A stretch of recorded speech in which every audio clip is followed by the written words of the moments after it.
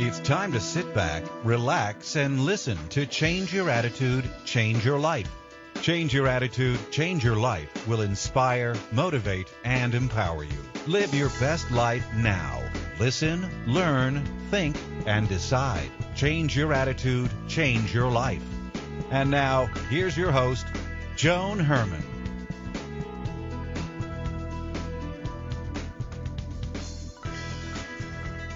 Welcome to Change Your Attitude, Change Your Life. I'm Joan Herman. Thanks for tuning in. Change Your Attitude, Change Your Life brings you interviews with some of the most inspirational and influential people in the world. It's our goal to educate and empower you so you can live your best life now. Thank you for taking time for yourself, and thank you for letting us be a part of your life. We have another great show for you today.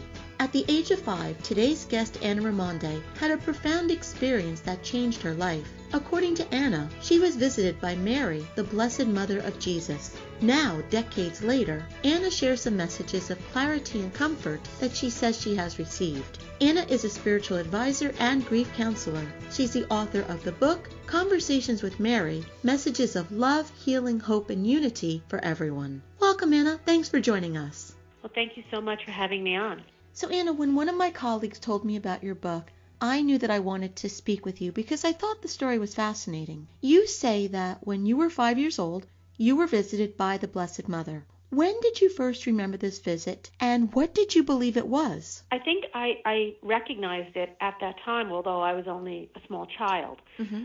It was just, kind of out of the blue. I was in the backyard, my suburban Long Island home. I, squeezed myself into an old, grotto that used to hold a statue of Mary. I felt her. It was overwhelming. This is not something that anyone could ever forget. It's the feeling that was most memorable, although I did see her.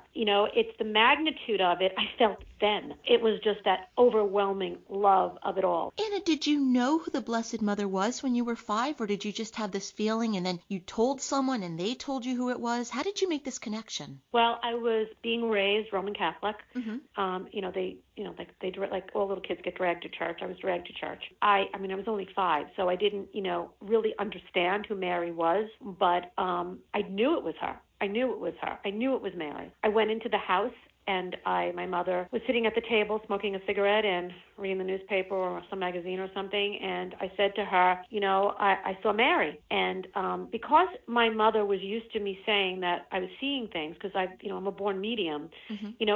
She really wasn't shaken by it, and she said, okay, what did she say? That kind of thing. And I knew it was Mary. She didn't look like the Mary in churches, but it was so peaceful, and she was so beautiful that I just knew. I knew. So what happened from that time? Did Mary stay with you throughout the years? Did you push it aside and then revisit it as you got older? Mary's always been with me, but she was my personal Mary. Mm-hmm. I didn't share this with the world until, the last maybe 5 or 6 years, really. I've been talking about her through my life. People may know that, I have a devotion to Mary, but she was my Mary. Mm-hmm. I wasn't necessarily giving her messages out over the years, but she's never left me. She's been with me through the happy times and, the times when I was struggling. She's always been the go-to. And it's not that I prayed to Mary. She's always prayed with me. She's been, the fount of wisdom for me. I listen to her. I follow what she's saying to me, whether she's giving it to me symbolically or with words or however she's giving it to me. She's been there for me. She helped me through the struggles of conception when I couldn't conceive. She's been with me my entire life. I, too, was raised Catholic, and I, too, have a strong devotion to Mary. My mother even passed away on Assumption Day, so it's actually a very special story for me as well. And I, too, believe that we can all receive messages when we become aware of it. But do you believe that you were chosen for a purpose? Are you doing something with these messages that many of us don't do? Yeah, I was definitely chosen for a purpose. When I asked her, why me? She said, because you're going to get the word out. She's appearing to a lot of people, okay, whether it's appearing or they're hearing her or they're feeling her. The feeling is, insurmountable. But yeah, she wants these messages brought forward. She wants to bring us the ability to find peace in this world. She wants to give us the tools. She wants to answer the questions, the age-old questions that so many people have been asking. And we're ready for it. We're at a period in time where we're allowed to choose to go deeper spiritually. And she's saying, we're ready. We're ready. And so she's I coming see through. It is happening, Anna, because the more and more people that I meet through my work and just people in my life, you can see that there's something that's changing. It's like we had this period where people were very devout and faithful, and then we went through this period where we felt like we could do it on our own. And it seems now that people are turning back, and I think that this is such an important message for, as you said, this time in our world. Something is shifting. Well, first of all, there's definitely a shift, and people have been feeling it. But, I think we went from people who followed, the doctrines of their religion into now having the choice to choose. In terms of what she's told me, that choice to follow love, which is God, the great love, really, her messages are about breaking down the boundaries between us. This book is a non-denominational book, so she's speaking to all of us because we are all creations of the great Creator. And she's saying that unless we break down these boundaries, unless we see each other as all brothers and sisters coming from this one great source, we're never going to have peace. This struggle for supremacy and power, is breaking us down. The lack of love that we show ourselves, the lack of love that we show each other, whether in our families, our communities, our country, and globally, can be changed by going back to the basics, keeping it simple, being compassionate. Whether you follow the words of Jesus or Buddha, they're all the same. It's about being compassionate, and we can find that and raise our vibration. And as we raise our vibration, as we're kind and we love, we go closer into the vibration of God. And as we go into the vibration of God, there's a purification. And, we all need to do this. Through your work, you have an understanding that we're not alone. And I think so often, so many of us feel that we are alone, that we have to do this alone. Tell us a little bit about how you understand that assistance is there for us if we learn how to tap into it. Well, it's so sad when people feel so lonely when we're surrounded by so much that, we may not be able to see. The angels, they've been messengers of God from the get-go, and they guide us. We all have a guardian angel, and we all have angels around us, and they guide us. Now, they can't affect our free will, just like our spirit guides can't, but they can show us things and lead us in the direction. And again, we have this thing called free will that's good sometimes and not so good sometimes because we get to choose, but they lead us there. The same thing with our spirit guides. Our spirit guides have walked the earth as human beings, and they choose to be with us. They also are there to protect us and to help us. That feeling you get in your gut, that intuition, they affect our intuition that so many people walk away from because they can't rationalize it. There's a reason that it's mind, body, spirit. Our mind plays a part, our gut plays a part, our soul plays a part, and our body plays a part. We have to keep all of them healthy and exercise them. Everybody has intuition. Everybody has a soul. It's the ability to go into it. And, it's the way to do that truly is through prayer and meditation. How can we learn to listen? How can we hear the messages from our guides, from Mary, from God? And I get this question all the time, because we live in a society where we're taught to overprocess and to think. The way to do that is to set yourself up to reinforce what you're doing. So you pick a quiet place where you can shut down your mind. But you have to be in a place that reinforces it. No telephone, no TV on. I don't think music should be on. And then you just sit quietly. You pull in the white light to protect you, which is the energy of God. You may say an intention. You may say a prayer to connect you, to the highest realm. And then you sit quietly and you follow your breath. Breathe in, breathe out. Let the breath come in through your belly.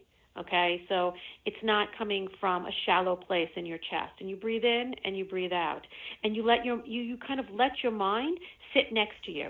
When you get that monkey chatter in your mind, which is your ego saying, "What are you doing? This is not right. This is crazy." Like, no, you can't just sit here because you need to wash clothes, or you need to go pick up, your child, and you need to think about this.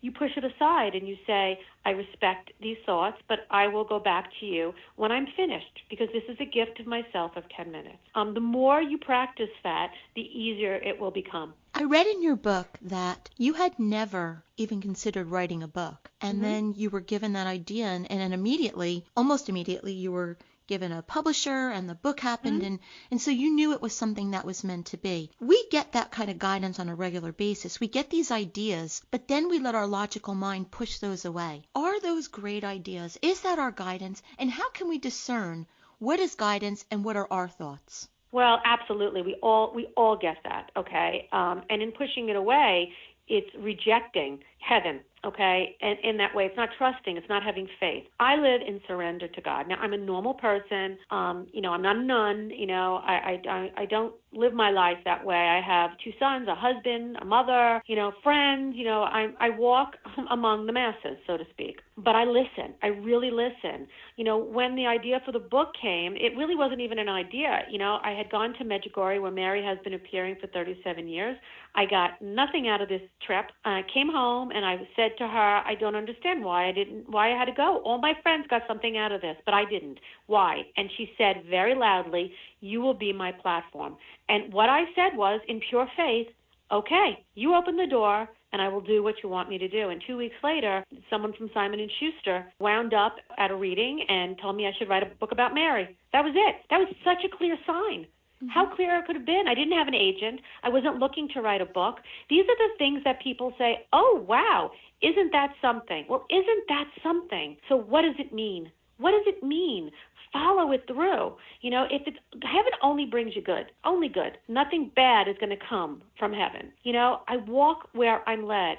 I walk in faith. And I think so many people are so afraid. It's fear. Fear is the opposite of love. You can't have faith if you're blocked by fear. It's so wonderful not to have fear. Well, and it's so interesting in the things that you're saying, because that is exactly how my life has been governed. What I'm doing now is the craziest thing, and it came out of the ashes of what I had to experience. And I surrendered, and now I'm talking to people like you, and I'm doing this work. And I truly believe in following those thoughts, even when they seem crazy, because they lead you to the most amazing places, and they lead you to where you're supposed to be. Yeah, and it's pretty wonderful. And surrendering doesn't mean that you do nothing.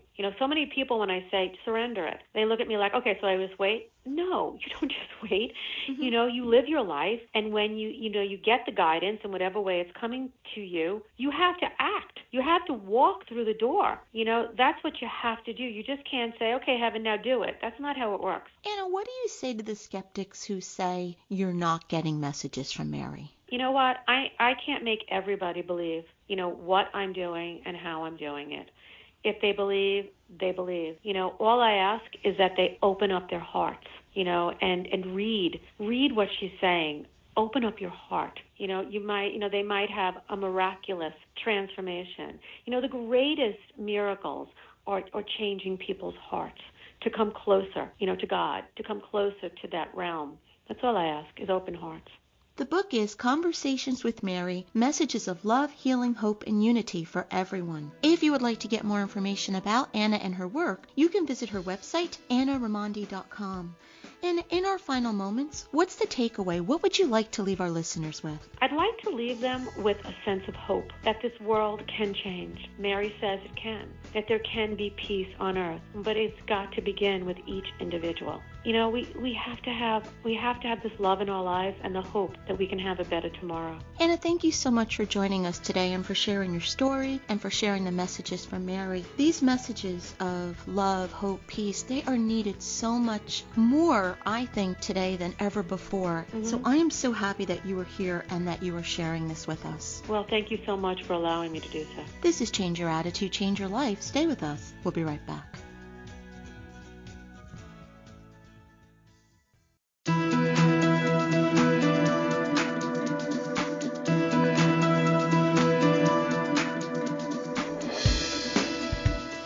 Thank you for joining us. I hope you found the show informative. At Change Your Attitude, Change Your Life, we believe that knowledge is power. Take what you've learned, apply it, and live your best life now.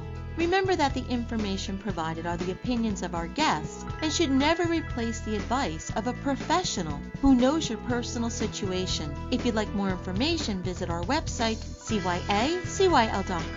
While on the site, listen to past shows on demand, read our digital magazine, take part in the book club, check out our team, and be sure to follow the show on social media. Until next time, this is Joan Herman. Thanks for tuning in.